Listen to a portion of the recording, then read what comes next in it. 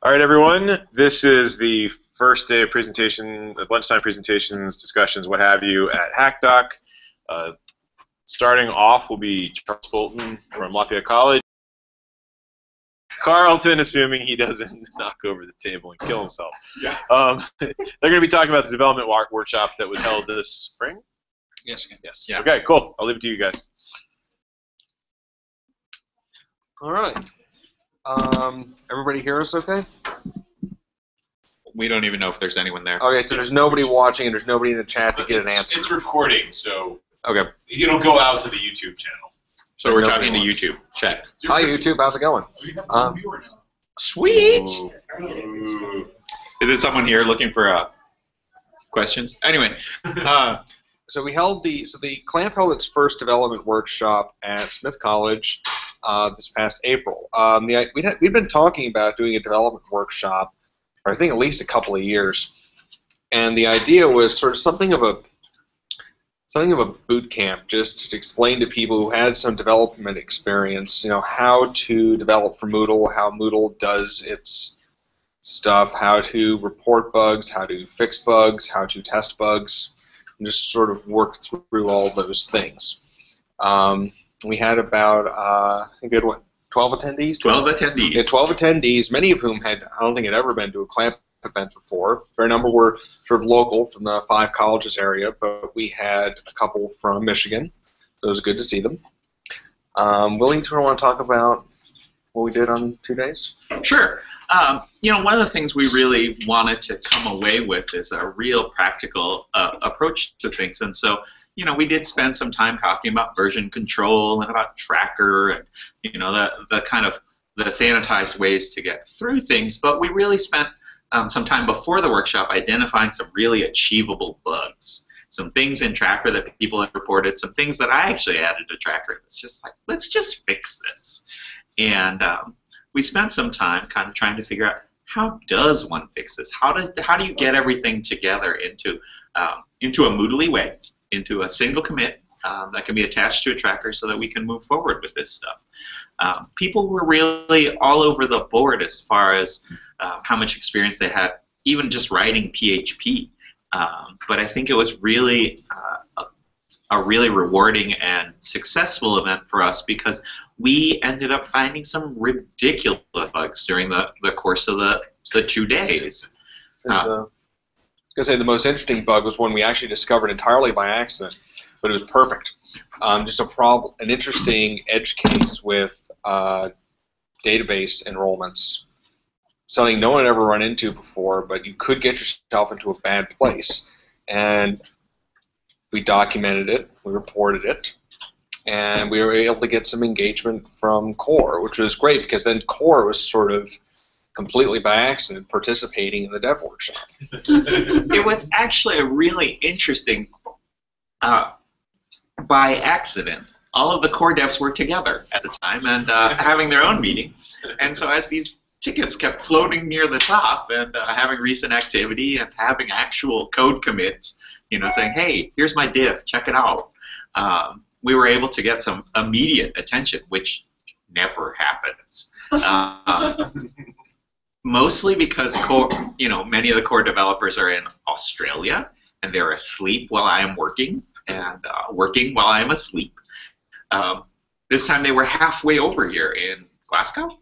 Yeah, Edinburgh, I think. Edinburgh. Yeah, they were in Edinburgh, so they're only 5 hours ahead, so we could actually get their attention in a reasonable way. So that was pretty great. Out of the workshop, we ended up with a handful of pretty good commits. I think a couple are actually baked in. Mine's not yet. The database thing that exploded.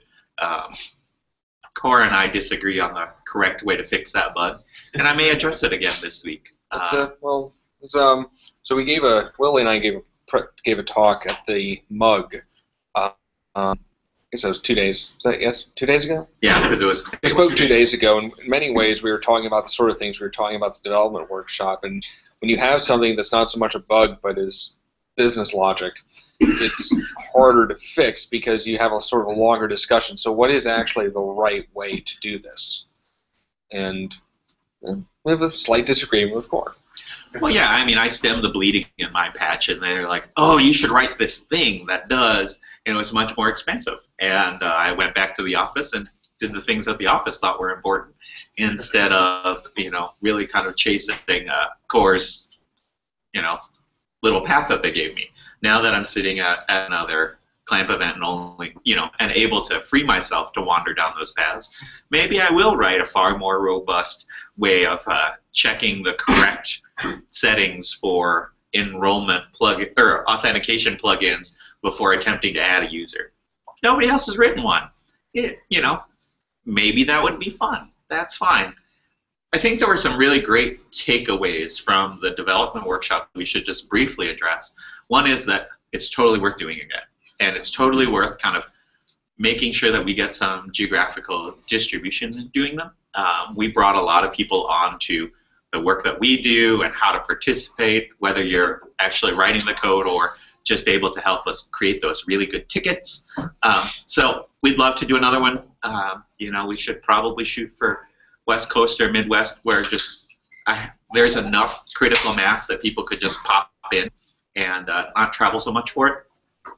The other takeaway I think that Charles and I talked quite a bit about is that it was really useful to have some prep time before this to identify some really achievable bugs. And so coming into HackDoc this week, we have 5 or 6 pretty nice ones that people can work on. And so, my first HackDoc was kind of listless in that I wasn't able to hop onto something that was appropriately scaled, really helped scaffold me into working with the group, and that made it hard. It was also hard because it was the HackDoc of technological disasters, but I still came back, so that's okay, I suppose. So those are my 2 big takeaways. Charles, did you have anything you wanted to take away? No, I mean, I think that's exactly right. And I was very pleased with the level of engagement. I didn't know many of these people. People were into it. There's a lot of good discussion. For those 2 days, got a lot done. And it really exceeded my expectations. It went very well. I also think that the location was great. There are a ton of great schools there that are looking to participate. It's Smith College. It was at Smith College, and there was a ton of delicious food and places to go and have a beverage. And so it really checked all of my boxes there. But I think that's really, I think that people's enjoyment of a locale adds a lot to how much they feel attached to our organization. And so I wanted to just give a thumbs up to being in Northampton and eating and hanging out with people out there.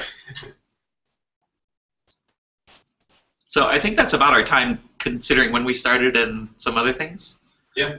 Any questions, comments, things you'd like to see about development workshops? When do you think you'll hold another one? So the question was when we might hold another one. We don't know. It depends. We have to talk to steering about money. We have to find a host, and then coordinating people's schedules. Yeah, and I think really the bigger questions are finding a host and the presenters' schedules. I don't think we budgeted for 2 development workshops last year. We did not spend the entire amount for a single development workshop, and so we rolled that money over in the following budget and added a little more for what would have been the new development workshops. And so as far as steering is concerned, we can certainly afford to pay for 2 this year if we wanted to do them, and we could find the time that worked with both a host in a geographically advantageous area and the time of the presenters. And we talked to some of our other clamp friends about becoming presenters for this, so that we're not always relying on the same grumpy show, as entertaining as that can be. Yes, Kevin. You should tell them that hosting is easy. Okay, so Kevin Williardi was our very gracious host at Smith College, and just wanted to get the word out that hosting was easy. It's certainly easier than a HackDoc because there are fewer people, and if anything, it's even lower key. Yeah, really. I mean, you arrange for a hotel block, a couple of lunches, parking, Well, for some of us, that's not even a thing. You know, you want to park in Northfield? Okay. But there were a lot of car commuters. Right. Right. But you know, my campus doesn't enforce parking, and so go ahead, park on it. We're here at McAllister. They don't. You know, I parked. It was fine. Well, I mean, I guess what I would, it could get creative. It could be more of a problem than when we had it at the campus you're at, like a schools in session. It's easy at HackDoc. I don't know if you guys would be quite so liberal if we were doing this. There's no parking. There's no rule. There's no rules for parking. Okay, so anyway, unless we want to review all the other schools' parking arrangements. I'm kind of curious. Yes. Yes, Jason. Charles, can you remind me how many attendees came? Just to reiterate, there were 12 attendees, which we thought was about the max. That's a good point, actually. Oh, yeah. So we had originally it was just going to be me, and then as a presenter, and we added Willie, and I would say that that was a ratio of about 5 to 6 attendees per presenter, and that worked well because then you could work with people individually during projects, and I would say that would be a desirable goal for any future workshop. So we'd probably we didn't cap registration, but we probably would in the future just to make sure that, you know, class size, as it were, is reasonable.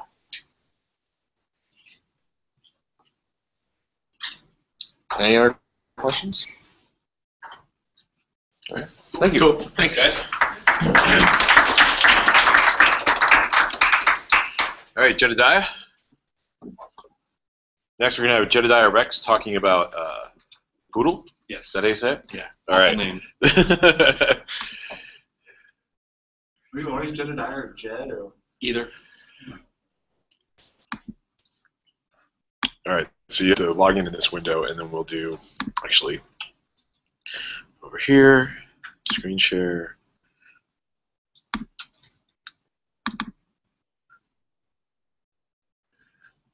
Oh, I guess I haven't done this before on this computer.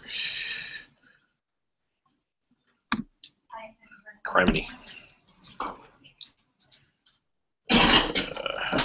remember.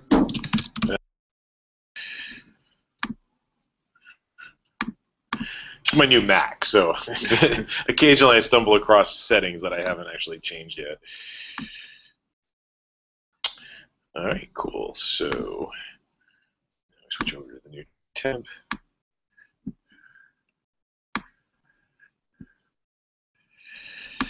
Just don't sign out of Google. Perfect. So on the CME that we were thinking about Poodle, some people mentioned that they were interested, and so I thought I'd just share what we found so far. We don't have it out in the wild yet, but have done some testing and wanted to share what we found so far. What is it? Yeah. So Poodle is a group of plugins that will allow you to either record audio or video. There's also a whiteboard, and you can take screenshots or take pictures from your webcam in assignments, quiz questions, as feedback. And there's I think we'll look at the whole list, but there's a plugin for a database field, so you can add audio and video into a Moodle database, which I haven't gone down that road because that just seems like you're asking for problems.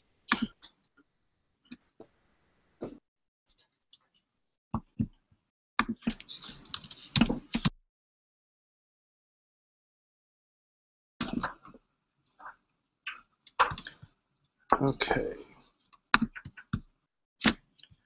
So the first thing is this is the Poodle website, or their download page, and there are 9 different parts of the plugin that you can download. You don't have to download all of them.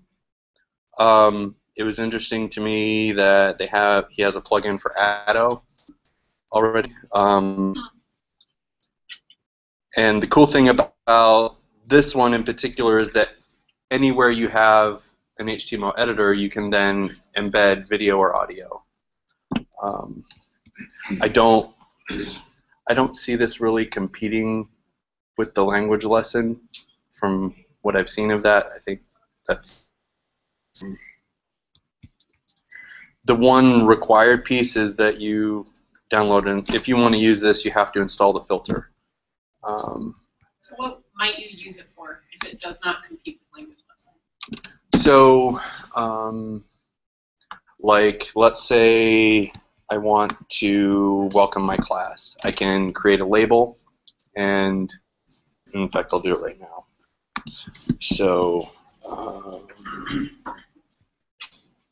come on.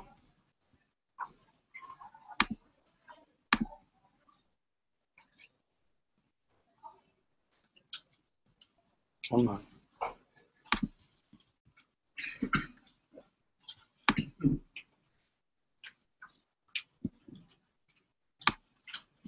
So you have to, it runs over Flash.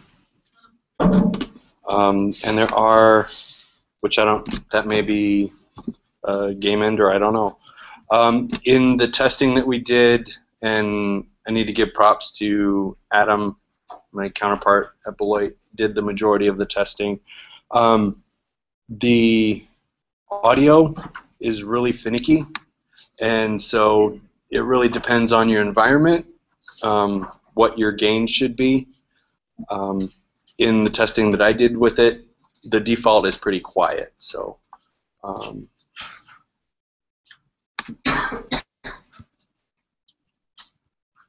then we can record.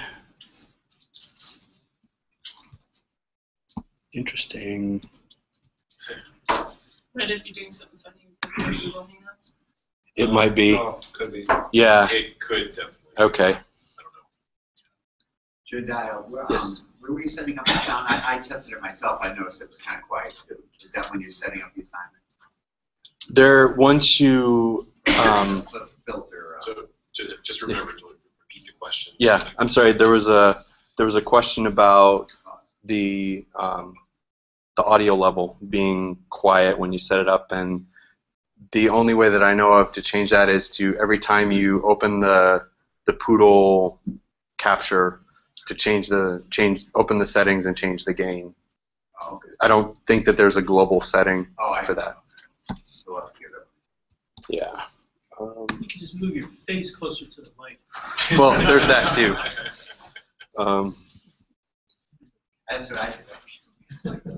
So yeah, I think because we're running the Hangout, I may not be able to do the video part or the audio. However, there's the buttons in the editor.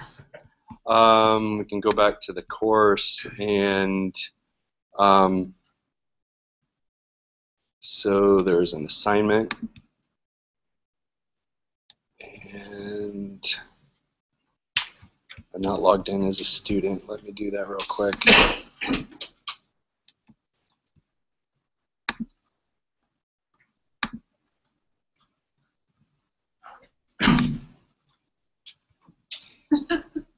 That's awesome.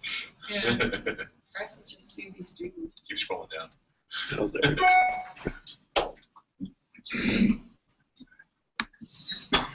Where is the login? As It's under. Is it under profile settings? Profile settings. Last one.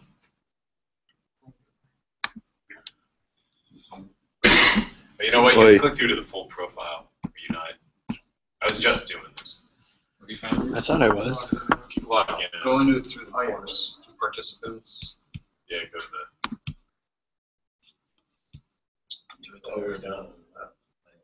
Yeah, the one that's showing up.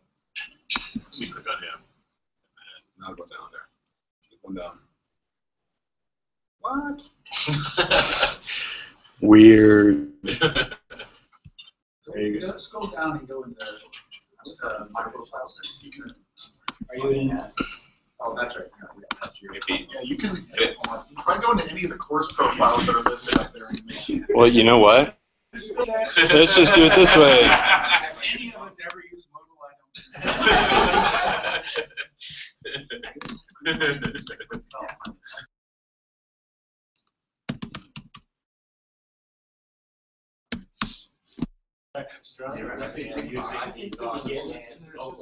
You know what? I do. I have that installed in production, and yeah, I love it. I have it installed, just not on this box. Okay, so the assignment. Can edit the submission again. Not going to be able. But that is how the student would record the audio or video. There is also a quiz question type.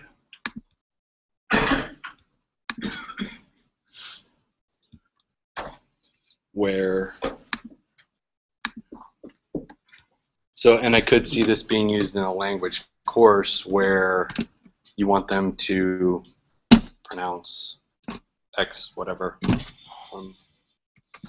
There is a whiteboard, and we didn't enable this part, but there is a whiteboard function, so you could have them maybe draw characters. You're trying to teach the kanji. That seemed a little bit K-12 to us, but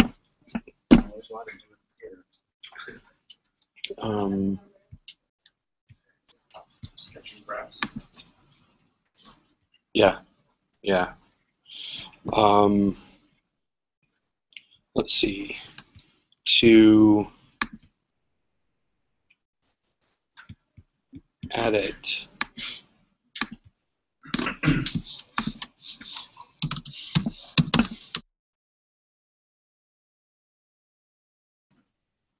Oh, come on.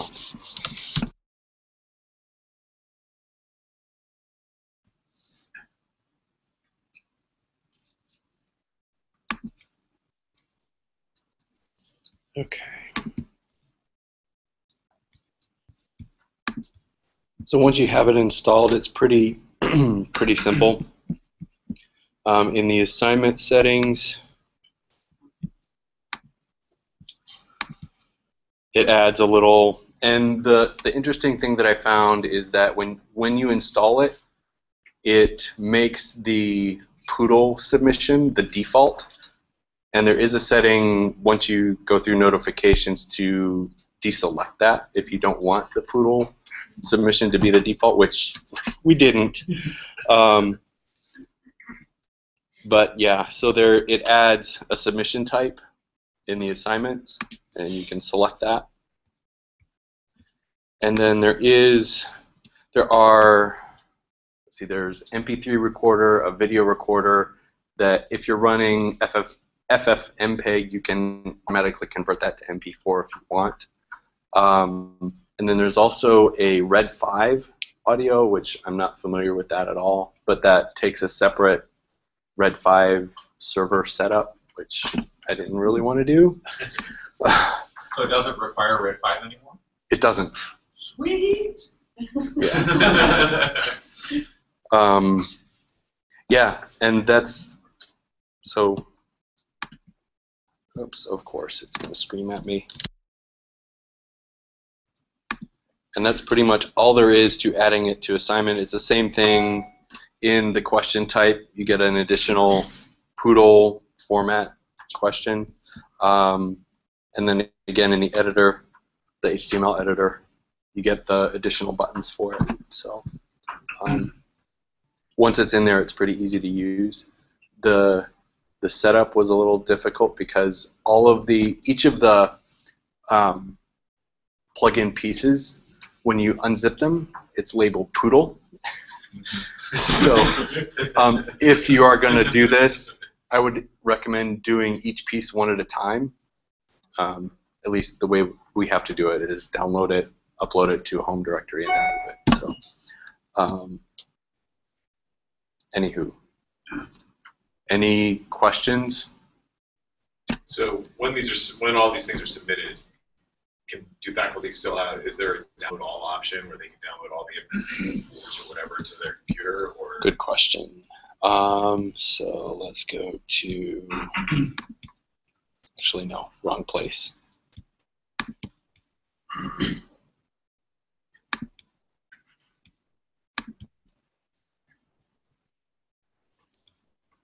That I don't know. It does show it in line. Can you do a grading action up there? Grading action. Yeah, drop down at the top. Download all submissions. Yeah. So that's actually one piece we haven't checked out. So thank you for bringing that up. You can test it for the first time on YouTube. Yeah. Maybe not.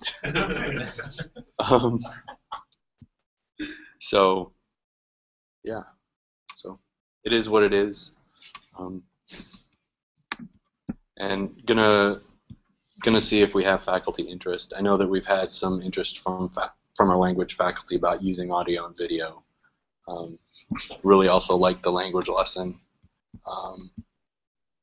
and just looking at different tools. So. You know, does it bump up against the maximum upload for assignments or? Have not run into that yet. Okay. Use the question. Oh, sorry. There was a question about whether or not the recording hits the upload limit, and we haven't run into that yet. Do you know what your upload limit is set to? 100 megs. I'm sorry. There was a question about what our upload limit was, and it's set to 100 megs. Thank you. But so the audio and video are definitely stored on the Moodle servers. Yes, they are. Okay. Yeah. I think you're supposed to record Yeah. that. Sorry. Oh, yeah. I'll get this presentation thing down sooner or later. So there was a question about whether or not the files were stored on Moodle, and they are. Although there is one issue, isn't some of the processing done remotely? Yes, there was a question about the processing, and it does take it out to. Thank you. I can be taught. There is a. It does send out to I think it's Tokyo.poodle something server, and then gives you, so it does all of the processing there and then sends it back to your install. So I have not thought about FERPA in that regard, but so thank you. All right. Any other questions? So you piloted that in the spring? We have installed it, and we'll be talking to specific faculty come fall about trying it out. Yeah, we haven't put it in the wild at all yet. Yeah. Sorry, there was a question about whether or not we had tried it with faculty, and we haven't yet. So. All right. Cool. Thanks. Thank you. Thank you.